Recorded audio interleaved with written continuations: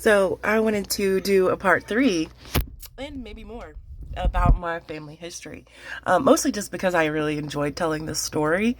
And I hope to kind of engage with other people who have looked into their family history due to trauma and things like that. And it's just very interesting to me, so I wanted to continue.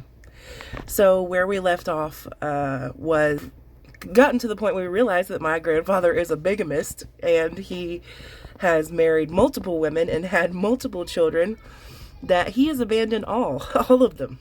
So it's just one of those things where you're like, wow, nice, bro, you know. So okay, so but a little bit of backstory. So when my grandmother and my grandfather met, they were both working at a place called Appalachian Hall in Asheville, North Carolina, which was predominantly used as a mental institution.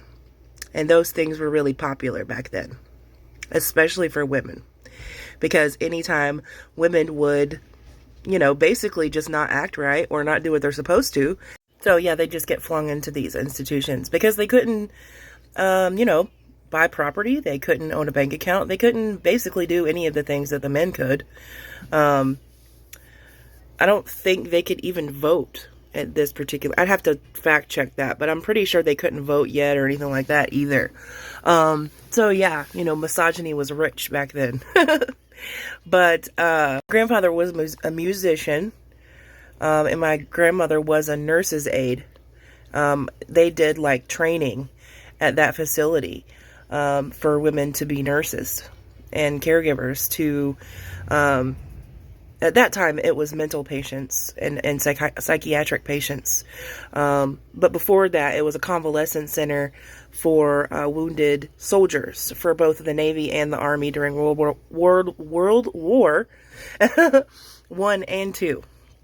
The government leased that building in both wars to turn it into a veterans hospital, basically, while the veterans hospital was being built.